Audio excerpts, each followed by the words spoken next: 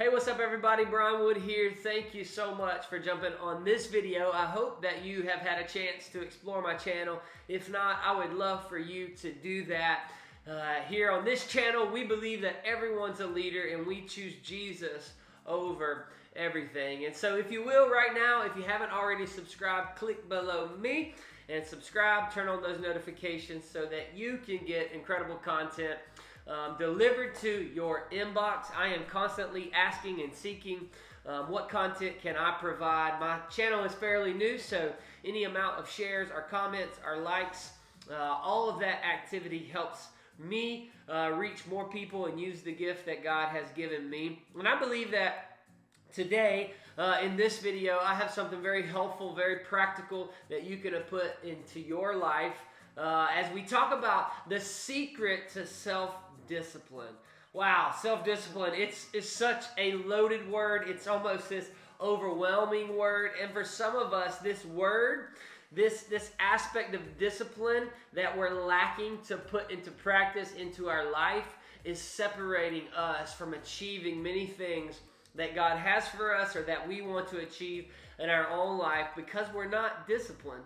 But I believe that this aspect of us thinking that we're not disciplined is actually somewhat of a myth. I believe that everyone's a leader. Doesn't mean you're born that way, but it means that we all have the ability to become a leader. I also believe that everyone is disciplined. Everybody is disciplined. There are some aspects where you're stronger. There are some aspects where you are weaker. But you are disciplined in something. I promise you, you are. You are disciplined to watch the newest Netflix series when it comes out. You are disciplined to cook this meal that you want. You are disciplined to go to your favorite restaurant every week. We all have our disciplines. They may not be evident or reveal themselves in the way that we want them to, but we all have the ability to be disciplined. So we're going to dive in here. I'm going to share 6 things with you, the secret to self-discipline. You guys ready? Let's go.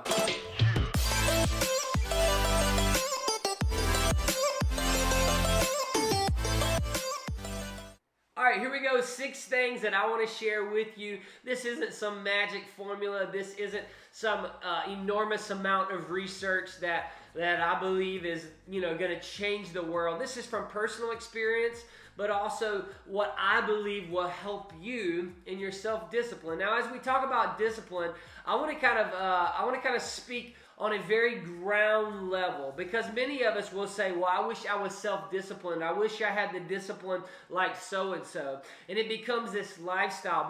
But I don't believe that we just achieve one time this aspect of being disciplined. Like, yes, there are people who are more disciplined than others, but it's not because they reach a certain level and then they stop. There is this daily practical application that you have to put into practice over and over and over in every situation or every circumstance or every whatever it is that you're trying to be disciplined in. It's not like you're just all of a sudden achieved it and now you're going to be self-disciplined at everything. And so I want to break that down to ground level to where you can apply these 6 things to any aspect or any particular thing that you want to be disciplined in. The first one is this: know your wiring. Know your wiring. What that means is know who you are. And that's pretty simple, but many of us don't even take time to think about it or reflect it. I have many friends who I grow with and spend time with and study with, etc. But I talk to them, and the reality is we have areas of our life where we're disciplined, and some of my friends are disciplined in other areas better than I am.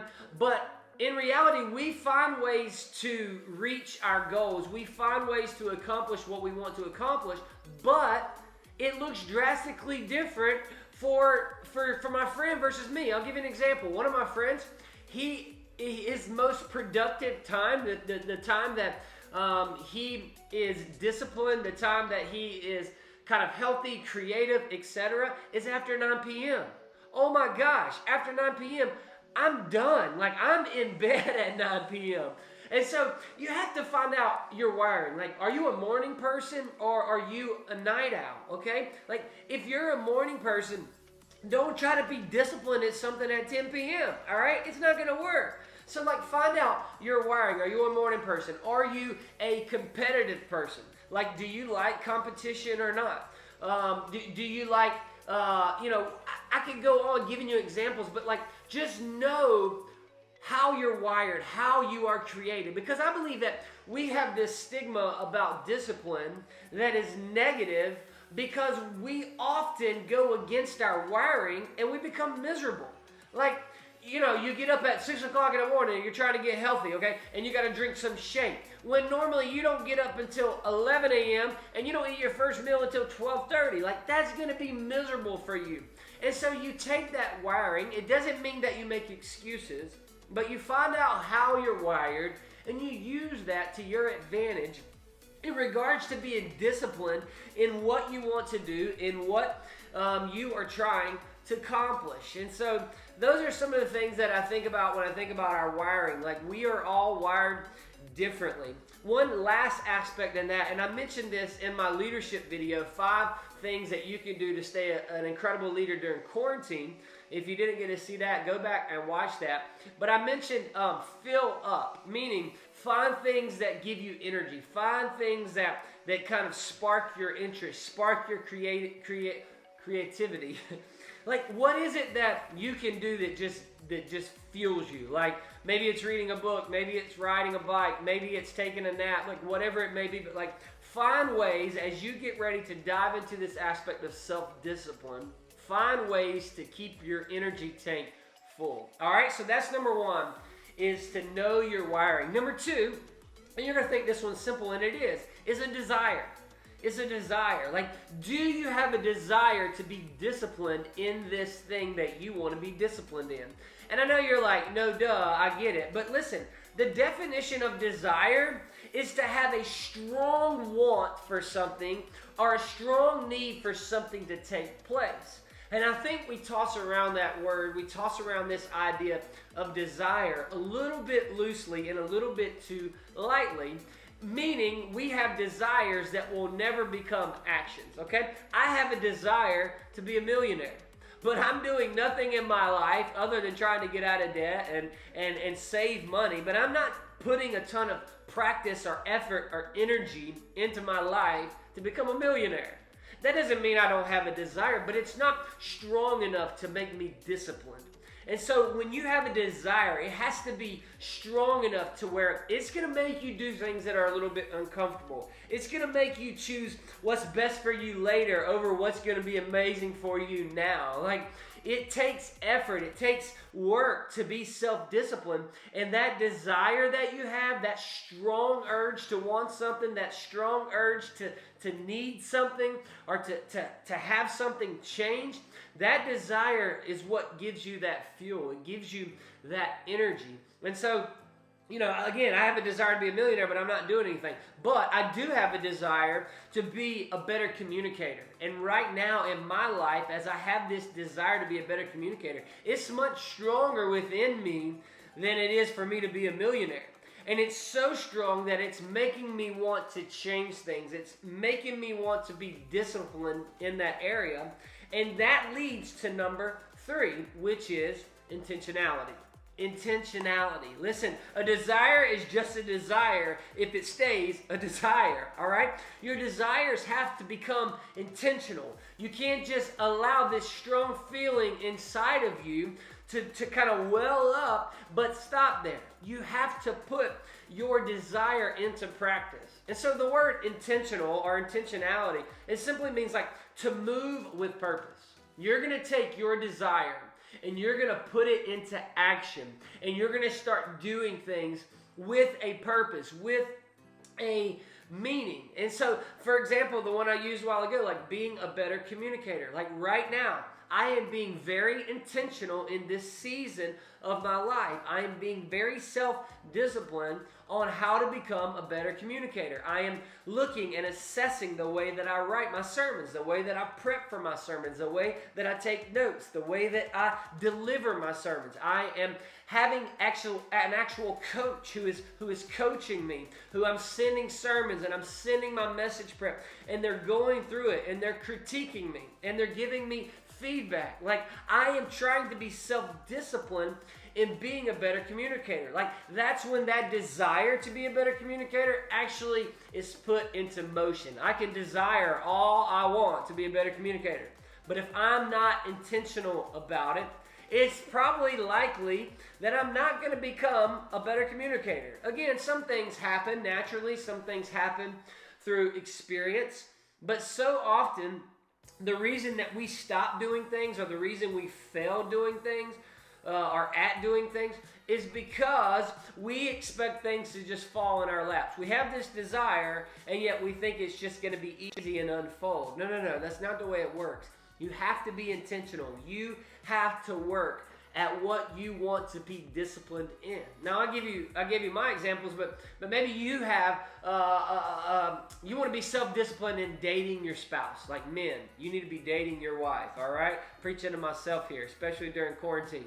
But like, okay, here's intentionality. Okay, you're gonna schedule it. You're gonna look on your calendar 2 weeks from now, and you're going to schedule a day to where you are going to take your wife on a date. Not only are you going to schedule it, you're also going to budget it. Not only are you going to budget it, you're going to make sure that you have childcare for your kids. Not only are you going to do that, you're going to you have to be intentional. You have to be intentional. Maybe for you, you want to spend less time on your phone.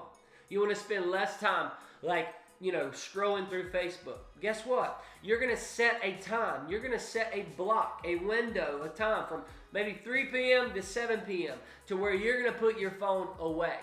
Maybe you're going to be intentional by actually deleting the app and making it harder for you to log in. Like, again, it takes intentionality. It's taking that desire and moving it into action with a purpose. And that is one of the aspects of how to be self-disciplined. You know your wiring. You take that wiring and you look at the desires that you have, those strong feelings that are never going away, that are constantly there. And then you take those two together and you're intentional about what you want to accomplish, what you want to be self-disciplined in.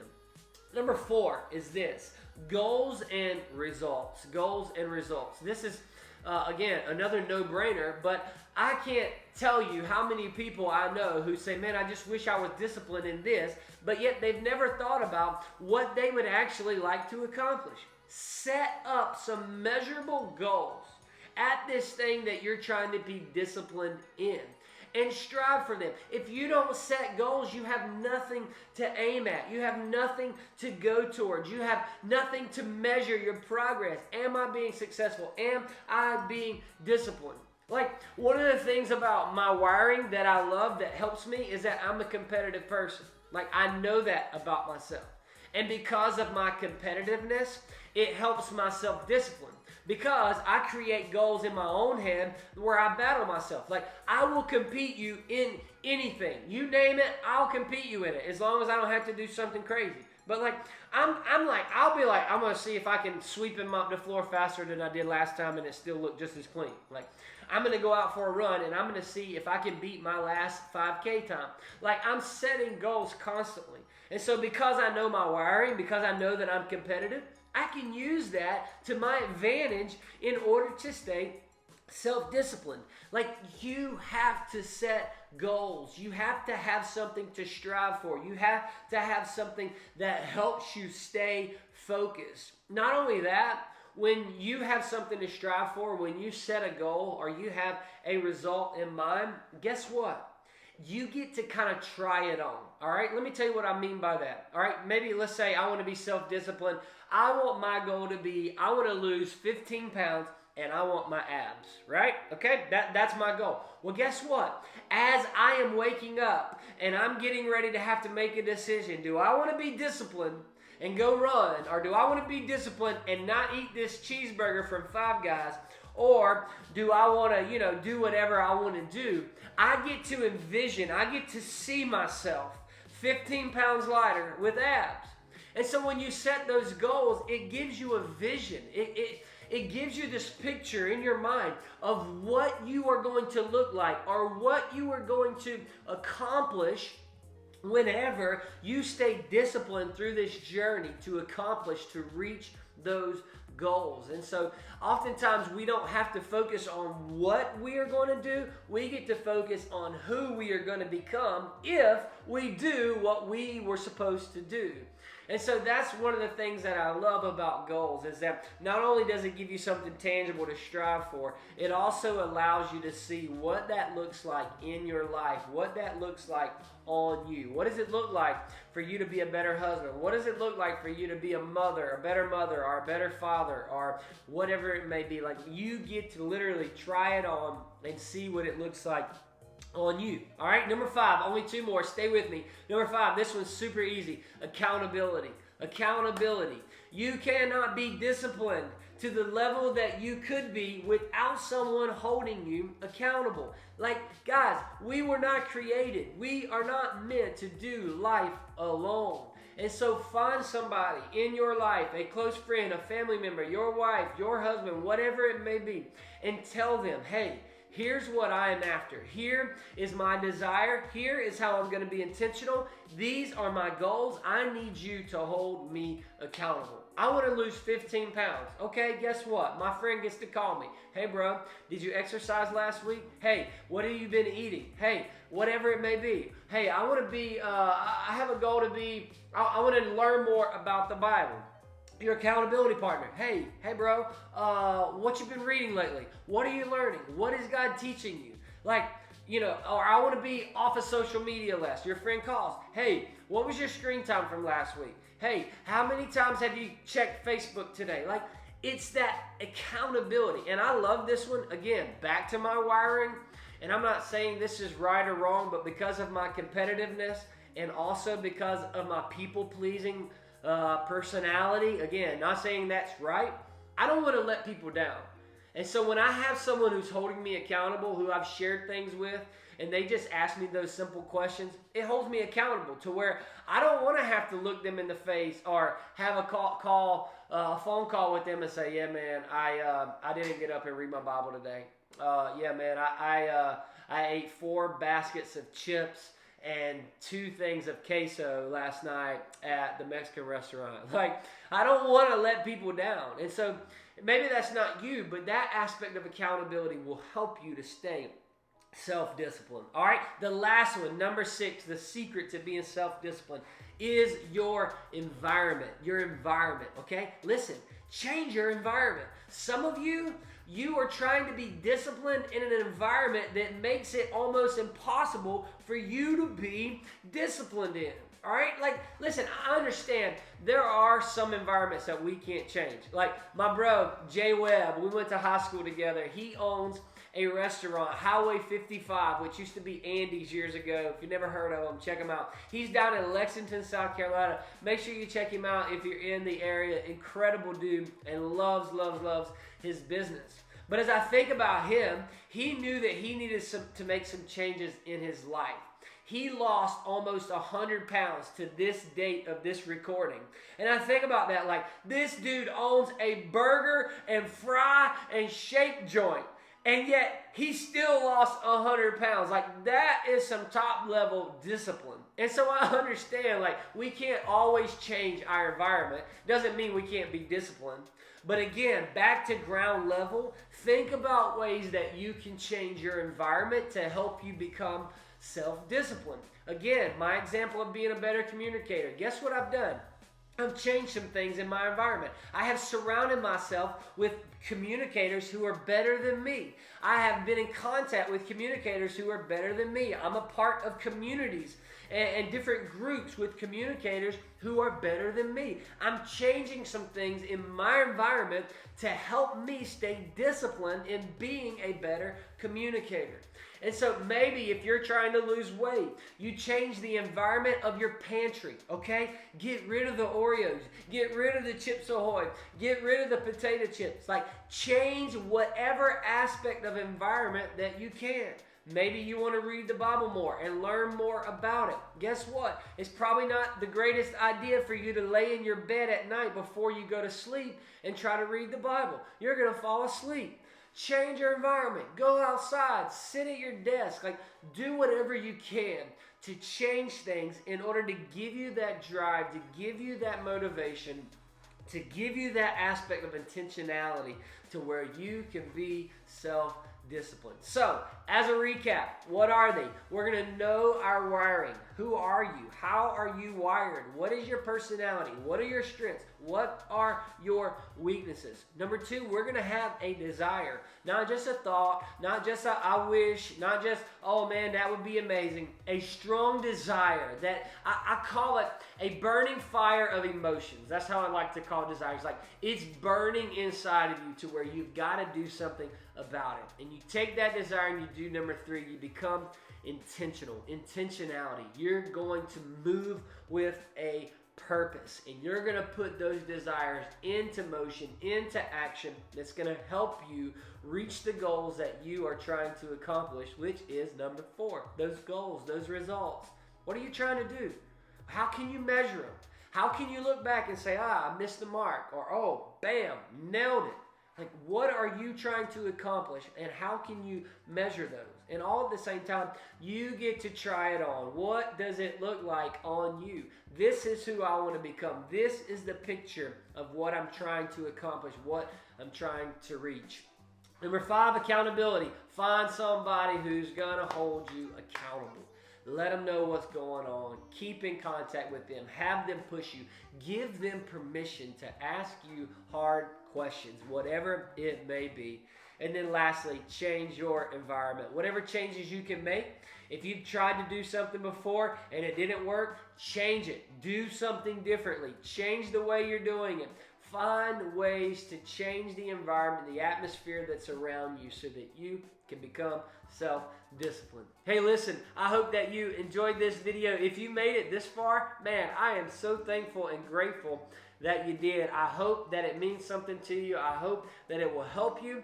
If it does, if it spoke to you, helped you in any way, I would love for you to share this video and get it out to all of your friends. And remember, we are all leaders and we choose Jesus over everything. I can't wait to see you guys next time. Thanks so much. Make sure you subscribe. See you next time.